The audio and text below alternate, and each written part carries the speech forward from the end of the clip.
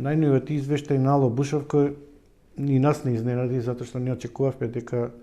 покрај менталното здравје кое е се покревко кај младите, тоа во минатите неколку години се појавуваше како еден од првите 5 најчести дојави,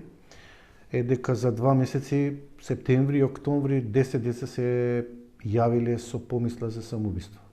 И тоа нас многу не загрижи, ние веднаш стапивме во комора со комората за психолози,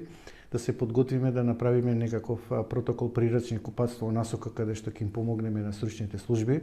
и на воспитно-образовниот кадар, каде што децата престојуваат 200 дена во годината или 6 до 8 часа дневно, да бидат евентуално подготвени како да реагираат во такви случаи, затоа што и нашите СОС оператори го имаат истиот проблем. И ја искористивме пресконференцијата за кога го промовиравме извештајот на Ало Бушовко, кој работи 24/7, 365 дена во годината, дека е сериозен индикатор и дека треба да направат нешто, особено Министерството за здравство, Министерството за образование и наука и Министерството за труд и социјална политика, да одвојат средства од буџетот, да ангажираат експерти кои ќе помогнат овој протокол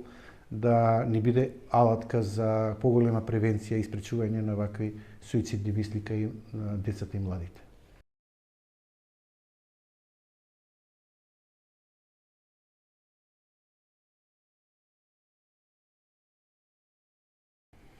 Кога нашите СОС оператори имаат сериозни проблеми како да постапат, верувам дека и стручните служби го имаат истиот проблем. И ја искористив пригодата на самата пресконференција да дадам апел да се фокусираат на овој проблем, сериозно да го земат предвид, затоа што 10 дојави не се малку, дури една да е индикатор дека нешто се случува, а позадина има можеби повеќе кои не се охрабриле да го кренат, да кренат слушалката или да дојават. Така да нашата замолница е сериозно да пристапат кон оваа појава. Инаку лани се јавиле 307 деца, од кои биле офатени 379. И Ало Бушовко минатата година прослави 30 години од неговото постоење и е многу важен индикатор кога ние доставуваме извештај до Комитетот за правата на детето за состојбата со правата на децата во Македонија. Го користиме Ало Бушовко со неговите податоци да посочиме што треба државата да преземе за да се стави во функција на благосостојба на децата, подобар живот, овозможувачка околина. Ако менталното здравје, семејните нарушени односи, пристапноста и повредите кои си ги вршат децата или меѓуврсничкото наследство се сериозен проблем, треба да се креираат не само програми, стратегии, туку и да се едуцираат воспитно-образовните кадри како да реагираат и како да ја спречат оваа појава.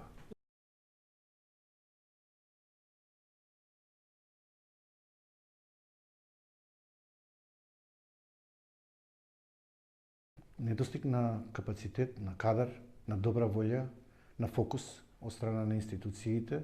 преокупација со други проблеми, и тоа укажува на тоа дека треба да се во меѓусекторски поврзани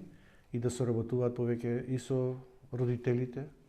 и со стручните служби, и со граѓанските организации кои работат на оваа проблематика за да има подобар успех во превенција и спречување на најлоши појави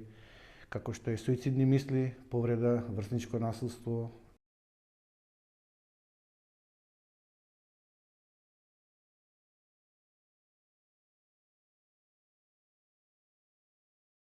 На време на дојава и на време на интервенција од страна на институциите, затоа што еден спасен детски живот значи многу.